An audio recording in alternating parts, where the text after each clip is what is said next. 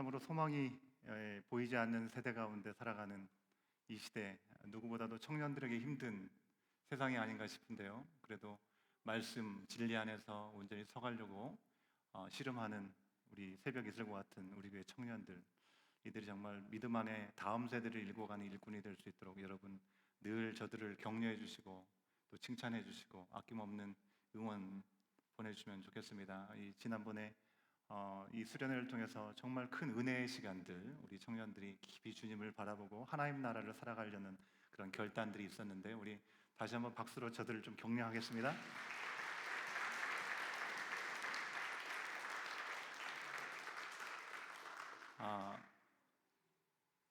2년 반 전에 캐나다와 전 세계에 아주 경악할 만한 사건 하나 소식이 들렸습니다.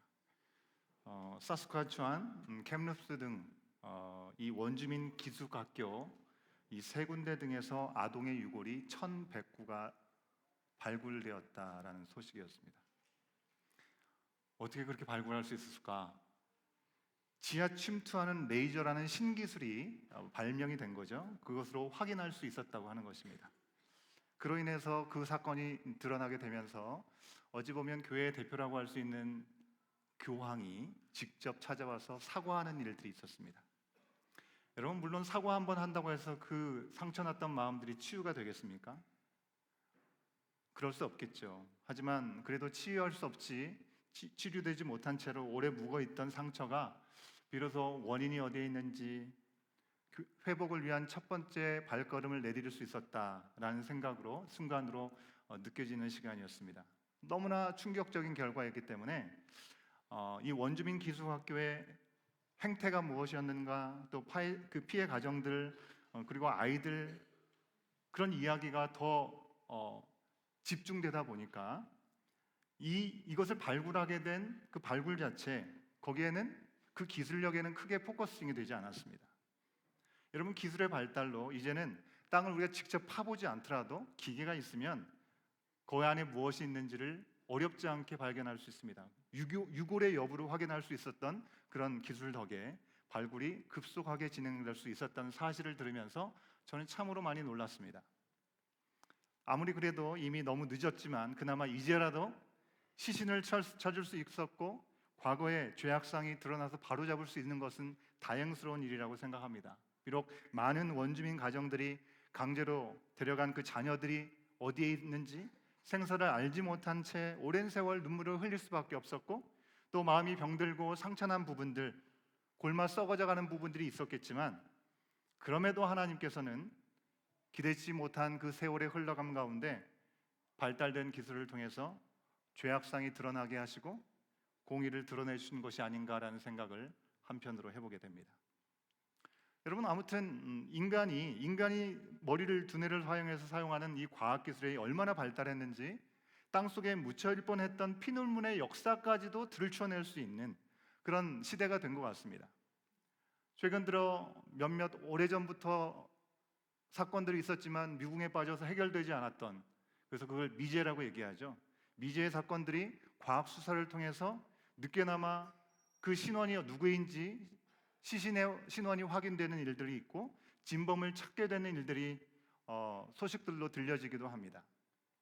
여러분, 우리가 사는 이 알버타 땅은 나날이 발달된 기술로 인해서 땅속의 시추로 오일과 오일샌드 또 석탄 등을 발굴해내는 것, 이것은 이제 더 설명할 필요가 없는 일이 된 것이죠. 여러분, 실로 우리 시대는 눈부신 발전을 거듭하면서 한계를 모르는 듯 발전해 나가는 것처럼 보입니다. 여러분, 이제는 핸드폰, 스마트폰이라고 하죠. 이것이 너무나 신기하고 이거 하나만 있으면 아무것도 부족함이 없는 것처럼 느꼈는데, 이제 얼마 있지 않으면 이 스마트폰, 핸드폰도 우리가 굳이 들고 다닐 필요가 없이 자유롭게 최첨단의 기기를 우리가 활용할 수 있는 시대가 온다라고 얘기를 하죠. IS 기술, AI 기술이 급성장하면서 인간의 어떤 삶의 자리까지 위협하는, 인간을 뛰어넘는 AI의 그 위험성까지 우리는 이야기를 듣고 있습니다. 참으로 인간의 지혜와 능력의 한계는 과연 어디까지인가 상상할 수도 없는 시대를 우리가 지금 살아가고 있다는 것입니다. 여러분, 오늘 말씀을 보면 사람들의 기술과 사람들의 힘을 이야기하고 있는 내용들을 우리가 확인할 수 있었습니다. 땅 깊은 곳에서 광물들을 캐내고 보물을 캐내오는 사람들, 그 사람들을 보면 정말 차원이 다른 모습으로 어떤 다른 피조물과 비교할 수 없다라고 이야기하는 것 같습니다. 이런 이야기를 시작으로 욥은 지혜와 명철이 어디에서 얻을 수 있는지를 우리 가운데 이야기해주고 있습니다. 여러분, 이런 이야기가 좀 갑작스럽습니다. 여러분, 그동안 우리가 쭉 욥기를 묵상하면서 보신 대로 욥과 욥의 세 친구가 주거니 받거니 하면서 서로 논쟁을 했던 배틀, 그 배틀의 주제는 뭐였습니까? 그것은 바로 욥의 고난의 원인이 어디에 있는가? 왜 욥이 이런 고난 가운데 머물러 있는가? 무엇 때문인가라는 그런 이야기들이었습니다. 욥의 세 친구들의 이야기는 뭡니까? 입을 모아서 하는 얘기가 네가 죄를 지어서 지금 하나님께 벌을 받는 것이다. 네가 하나님께 돌아와야 되는 것이고 하나님께 회개해야 된다. 그러면 하나님께서 회복해 주실 것이다 라고 얘기를 한 것입니다. 이들의 이야기는요, 어떤 이야기를 하든지 기승전 인과응보입니다. 결과는 그에 대한 대가를 지불하는 것이다. 분명히 잘못했기 때문에 어려움에 처한 것이다. 여러분, 인과응보로 따지려고 한다면 욥에게 가르쳐주고 있었던 지혜 있다고 하는 그 나이가 연배가 높은 세 명의 친구들이 더 인과응보에 따라서 벌을 받아도 더 많이 받지 않겠습니까? 산 시간이 많기 때문에 더 많은 죄를 짓지 않았겠습니까? 근데 그것을 자기들에게는 조금 더 적용하지 않고 욥에게, 욥을 판단하기에 급급하고 있는 모습을 우리가 보게 되는 것이죠. 하지만 욥은 어떻습니까? 하나님 앞에 자신의 완전히 의롭다라고는 할 수 없을지라도 이런 벌과 재앙을 지금 받는 일, 그런 일을 하면서 자기는 살지 않았다는 것입니다. 하나님은 아신다. 그리고 하나님께 직접 묻고 싶다라고 계속해서 그는 주장하고 있습니다. 막판에는 지혜로운 척 그만해라 비꼬기까지 하기까지 합니다. 이렇게 주거니 받거니 하는 중에 우리 온교회 지체들은 욥기의 묵상을 하면서 와, 이 지겨운 싸움에 내가 오늘 이 무거운 마음을 가지고 하루를 시작해야 되네 라는 생각을 가지고 욥기를 묵상하고 계신 분들도 적지 않을 거라는 생각을 해봅니다. 그런데요, 욥은 친구들과의 이 상처투성이의 긴 논쟁을 하다가 난데없이 사람의 놀라운 지혜에 대해서 오늘 말씀에서 이야기하고 있습니다. 그럼 이 지혜는 어디에서 우리가 얻을 수 있느냐라는 이야기를 꺼내고 있습니다. 갑자기요. 왜 갑자기 이런 얘기를 하는 걸까요? 너무나 난데없이 지혜와 명철에 대한 이야기를 하니까 28장 말씀에 대해서 많은 신학자들이 여러 가지 견해를 내놓았습니다. 이 이야기가 욥의 이야기인지 아니면 이들 가운데 나타나지 않은 제3자의 이야기가 여기에 삽입된 것인지, 혹은 욥의 세 친구 중에 이런 얘기를 한 것인지, 신학자들은 정말 많은 이야기를 하지만 대체로는 이것은 욥의 말이다라고 생각을 합니다. 저도 이 지혜와 명철의 이야기에 대해서 갑자기 라는 생각이 들면서 28장을 끝까지 읽어보면서 읽다 보면 욥이 세 친구들과 요즘식으로 말하면요, 치열한 논쟁의 종지부를 찍고자 너희가 지혜 있다고 하는데 정말 너희들 더 이상 아는 척하지 말라. 너희가 지혜가 어디서부터 오는지 아냐? 명철이 어디로부터 임하게 되는지를 도대체 알고 있느냐? 그런 논조로 이야기하고 있는 것 같은 느낌이 들었습니다. 아무튼 욥은요, 여러분 욥기는 무슨 문학이라고 합니까? 지혜 문학이라고 하죠. 그러니까 욥기가 지혜 문학이니까 그래도 어느 한 부분에서는 지혜에 대한 주제를 언급해야 되니까 지혜에 대한 이야기를 여기서 언급하고 단어를 표현하면서 여기에 실은 것일까요? 그건 아니겠죠. 여러분, 욥은 눈으로 보는 것에 머물지 않고 우리 눈에 보이지 않는 땅속 깊은 곳에 길을 내고 광석과 보물을 캐내고 광산을 피해서 물길을 내는 사람들의 놀라운 지혜에 대해서 분명히 언급합니다. 그러나 욥이 말하려고 했던 것은 그저 사람들 정말 만물의 영장이고 정말 대단해, 어떻게 그런 일을 해낼 수가 있지? 역시 인류의 지혜를 따라올 수 없는 피조물은 사람 이상은 없어, 이 얘기를 하고자 이야기를 한 것이 아닙니다. 오히려 그 반대입니다. 욥은 사람들이 그렇게 땅속까지 뚫어보고 그리고 길을 내어서 광물과 보물을 얻을 줄 아는 것 같지만 정작 지혜와 명철을 어디서 얻어야 되는지를 알지 못한다라고 얘기하고 있는 것입니다. 뭔가 좀 해냈다라고 아는 척하지 말라라고 얘기하는 것입니다. 여러분, 인간의 노력과 기술, 상상을 초월하는 일들을 우리 가운데 보여줍니다. 그러니 스스로 엄청난 지혜롭다라고 생각하고 뭐든지 할 수 있다라고 생각하면서 오늘 세상은 그렇게 나아갑니다. 하나님을 버렸습니다. 그럼에도 실상은 어떻습니까? 인간은 가장 중요한 지혜, 가장 중요한 명철이 어디에서 얻어야 되는 것인지를 모르는 무능함이 분명히 있습니다. 많이 아는 것 같습니다. 하지만 꼭 필요한 것은, 진짜 중요한 것은 전혀 알지도 못하고 어찌 해야 할지도 알지 못하는 것이 바로 우리 인간이다라고 말하고 싶은 것입니다. 그래서 욥은 오늘 본문 말씀의 12절과 20절에서 반복해서 얘기합니다. 같이 한번 확인해 볼까요? 12절 말씀과 20절 말씀입니다. 함께 읽습니다. 시작. 그러나 지혜는 어디에서 얻으며 명철이 있는 곳은 어디인고? 그런즉 지혜는 어디서 오며 명철이 머무는 곳은 어디인고?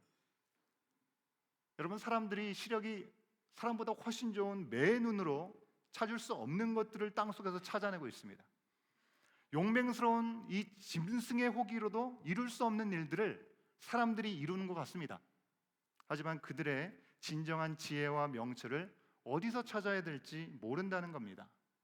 땅속이나 물속, 사람들이 가치 있다고 생각하는 금과 은과 보화를 얻거나 필요한 것들을 얻는 그런 상황들이 있는 것처럼 보이지만 거기에도 지혜를 얻을 수는 없다는 것입니다. 이 세상을 창조하시고 운행하시는 하나님, 우리의 인생에 대해서 계획하시고 생명을 주셔서 지금까지도 인도하시는 그 하나님의 지혜를 우리는 스스로 어디에서도 찾을 수 없고 알 수 없다는 것입니다. 여러분, 요즘은 처세술에 대한 이야기, 어떻게 하면 세상에서 성공할 수 있는지에 대한 이야기, 그와 같은 셀프 헬프에 대한 책들이 참 많이 무수히 나오는 것 같습니다. 그런 책들은 이 땅에서의 자기 개발을 해야 된다, 어떻게 처세를 해야 되는지, 사람들과의 관계는 어떻게 개선해 나갈 수 있는지, 그죠? 사람들의 기본적인 심리들은 어떻게 되는지를 미리 파악할 수 있고, 어떻게 하면 돈을 더 잘 벌 수 있는지에 대한 방법 등 어느 정도 도움을 얻을 수 있는 정보들이 분명히 있는지 모르겠습니다. 하지만 거기에는 우리 인생의 근본적인 질문에는 조금도 답을 해주지 못합니다. 이 세상이 어떻게 존재하는가?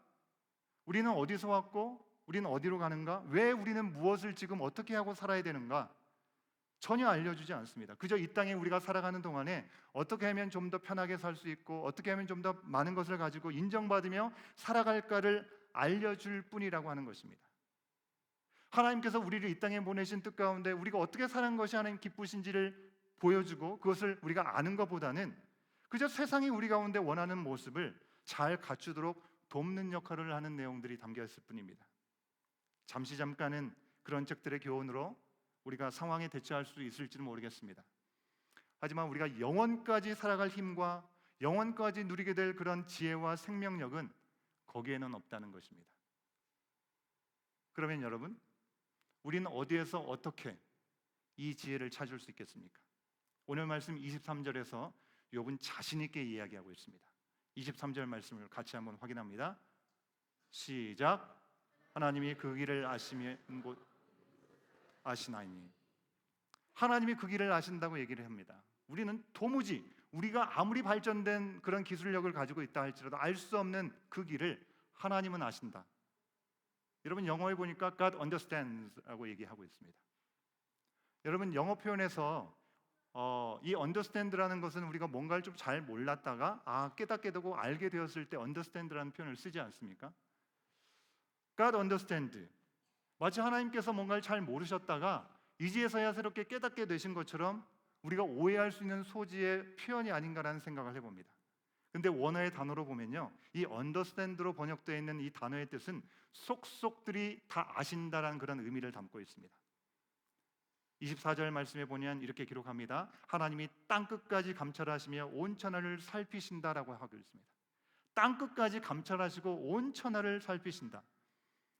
하나님이 모르셨다가 어느 순간에 깨달아서 아신 것이 아니고요, 온 땅과 천하를 두루 살피시면서 속속들이 하나님은 이미 다 알고 계시고 가장 필요에 맞게 그 시간들과 모든 것들을 다스리신다라는 것입니다. 온 만물의 필요를 속속들이 아시기 때문에 피조물 각각을 이해하시고 그 필요를 공급하시는 분이 우리 하나님이시라는 것입니다.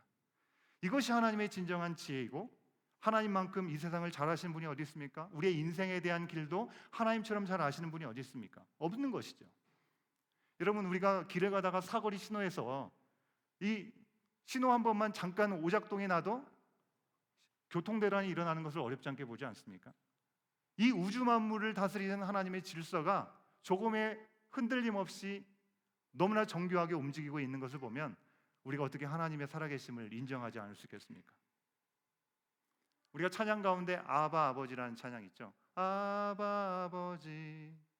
그 찬양 가사 가운데 나를 아시고 나를 이해하시네, 그 부분이 있습니다. 이 가사에서 우리가 이해하신다는 말은 하나님이 전에는 우리를 잘 모르셨는데 이제는 이해하시고 우리의 마음을 알아주시고 우리를 붙들어 주신다, 그게 아니라 언제나 누구보다도 우리를 잘 아시기에 우리의 최선의 길로 인도해 주시는 분이 우리 주님이시다라고 이야기하고 있는 것입니다. 23절의 말씀에 God understand라는 말은 세상 누구보다도, 누구와 비교할 수 없이 우리를 아시고 최고의 지혜를 가지고 계신 하나님의 모습을 이렇게 표현하고 있는 것이죠. 자, 그럼 하나님이 그 길을 잘 아시니 그럼 우리가 하나님께 물어보면 될까요? 아마도 저나 여러분이나 대부분은 하나님의 지혜는 완전하시다는 것을 인정하지 않은 분은 이 자리에 안 계실 겁니다. 그렇죠? 하나님의 지혜는 완전하고 그리고 완벽합니다. 우리는 믿고 그 지혜를 얻기를 원합니다. 그러나 하나님의 그 완전한 지혜는 우리가 어떻게 얻을 수 있는가 고민하게 됩니다. 혹 우리가 하나님께 물었는데, 하나님 지혜를 어떻게 얻을 수 있습니까? 물었는데 욥에게처럼 하나님이 바로 대답을 해주지 않으면, 침묵하시면 우리는 마음이 얼마나 속상하겠습니까?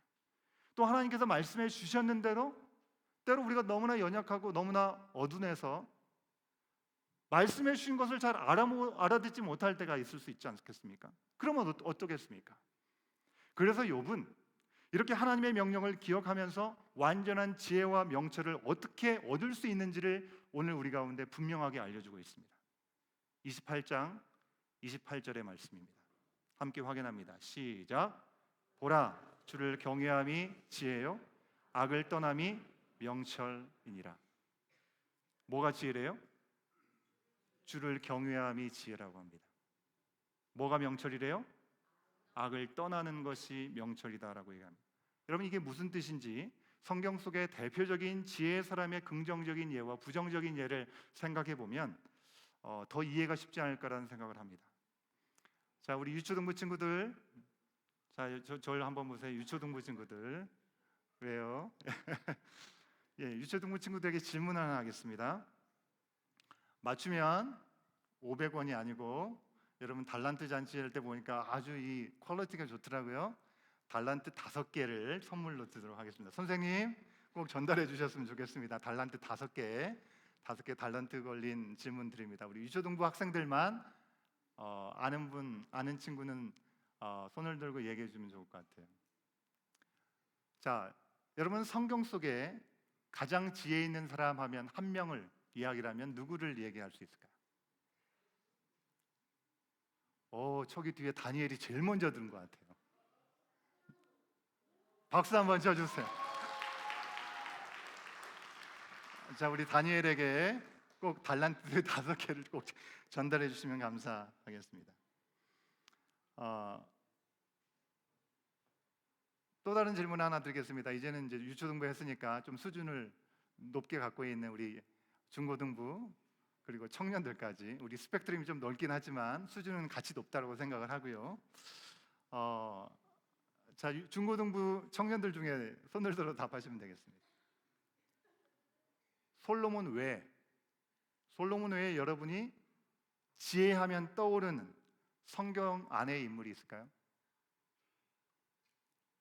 자, 하나님, 예수님, 성령님 빼고 사람입니다. 자, 힌트를 좀 드릴까요? 이 힌트를 드리면 힌트를 다 드린 건데, 조금 전에 답을 맞췄던 유초등부 친구의 이름입니다.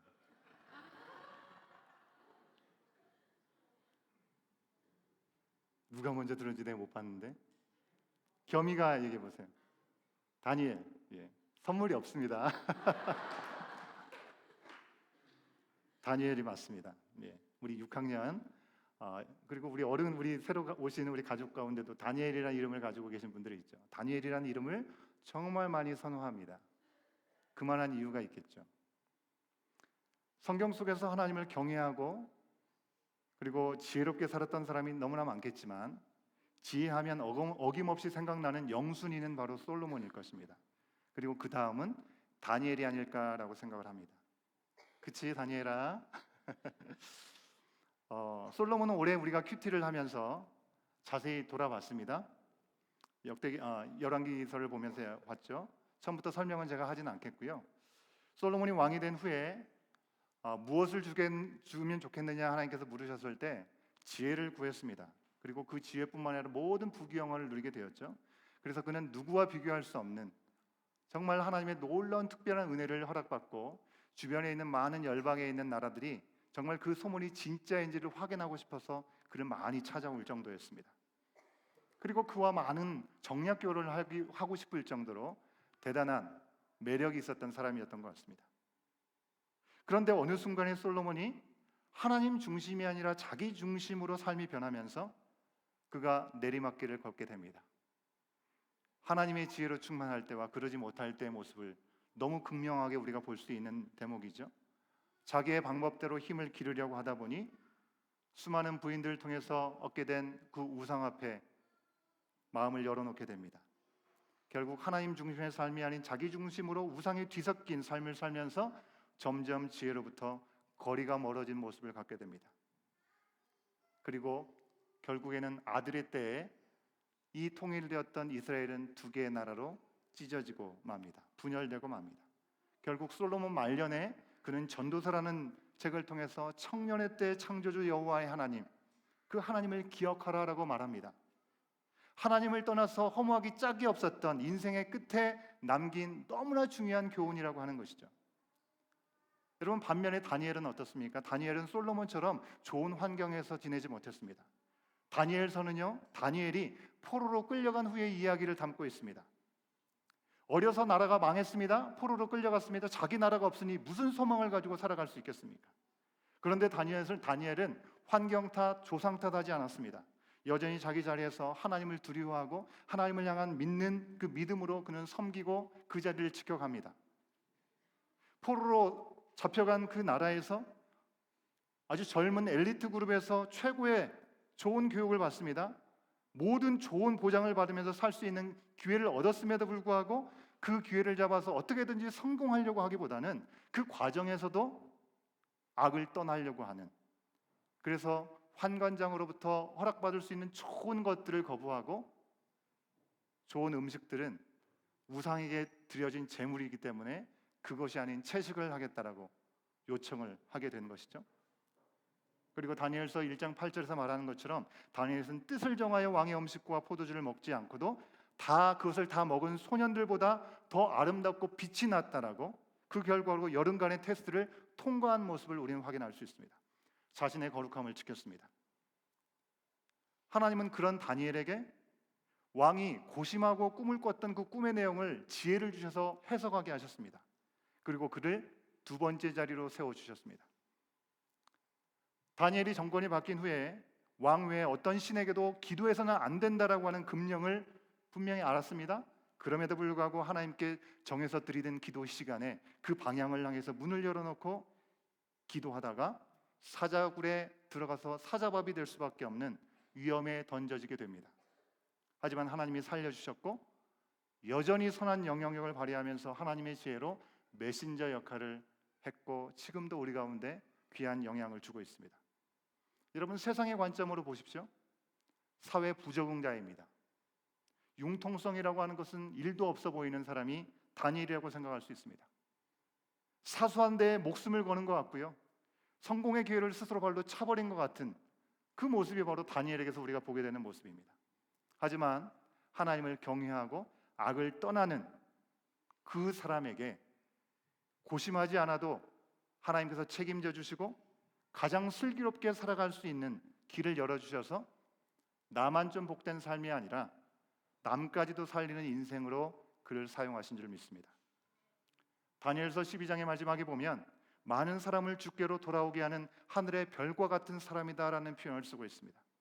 사랑하는 여러분, 오늘은 성탄절과 이제 다시 오실 예수님을 기다리는 대림절의 첫 번째 주일입니다. 예수님께서 진정으로 하나님을 경외하심으로 인해 이 땅에 인간의 모습으로 오셨고, 죄로부터 죽을 수밖에 없는 바로 우리 모두와 이 세상을 구원하시기 위해서 하나님의 완전한 지혜이신 십자가를 거부하지 아니하시고 나의 원대로 마시고 아버지의 뜻대로 되기를 원한다라고 그 자리를 향해 나가시면서 우리 가운데 생명을 주셨습니다. 하나님을 경외하는 분, 그 말씀에 생명을 거신 예수 그리스도를 통해 십자가에서 하나님의 완전한 지혜가 우리 가운데 허락되었고 우리 가운데 나타난 것처럼 우리도 오늘날 하나님을 경외하고 악에서 떠난 삶을 통해서 하나님의 놀라운 지혜를 소유할 수 있게 될 줄로 믿습니다. 뿐만 아니라 더 많은 사람들을 우리 주님께로 돌아오게 하는 하늘의 별과 같은 사람들로 우리를 사용하실 줄로 믿습니다. 찬양팀은 나오시면 좋겠습니다. 여러분, 극한의 고통 가운데도 정말 하나님을 경외함으로 그 지혜를 얻었고 자신을 비난하고 정죄하고 판단하는 그 친구들로 인해서 낙심할 수밖에 없을 것 같고 자존심이 무너질 것 같이 보이는데, 그렇지 않고 끝까지 하나님을 기다렸던 욥처럼 오늘 우리가 처한 상황과 형편, 여러분의 상황과 형편이 어떠하든지 하나님을 경외하고 악에서 떠나서 정말 우리가 어찌할 수 없는 모든 처지에도 넉넉하게 이기게 하실 그 주님을 기대하고 그분만을 소망하면서 완전한 지혜의 길을 향해서 한 걸음 한 걸음 나갈 수 있는 저와 여러분이 될 수 있기를 간절히 소원합니다. 더 많은 사람들에게 우리의 삶을 통해서 일하시는 예수 그리스도의 놀라운 구원과 그 은혜, 회복, 변화가 이야기로 전해지는 은혜가 임하게 될 줄로 믿습니다. 그 이야기를 듣는 자마다 살아계신 하나님의 말씀이 역사되고 은혜와 성령으로 충만해서 억눌린 자가 자유케 되고 영이 죽은 자가 살아나고 낙심한 자가 회복되는 그런 이야기가 오늘 우리의 삶을 통해서 이어지기를 우리 주님은 원하신다는 것입니다. 오직 예수 그리스도 안에서 오직 은혜와 우리가 살아갈 완전한 지혜를 오늘 이 시간은 우리 간절히 구하면서, 그리고 그것을 소망하면서 주님 앞에 우리의 마음을 결단하고 드리고 나가기를 원합니다. 이 시간 우리 함께 찬양을 하기를 원하는데요, 여러분 잘 못 들어보신 찬양일 수 있습니다. 그래서 우리 처음 시작할 때 여러분에게 보내드리고 우리 정원지기를 통해서도 방을 통해서도 전해드렸는데, 우리 1절 할 동안에 가사를 잘 들어보시고 우리 봉헌하고 2절부터 우리가 우리의 마음의 고백을 담아서 함께 깊은 신앙으로 고백하는 결단의 찬양을 하며 다 같이 자리에 일어나시겠습니다.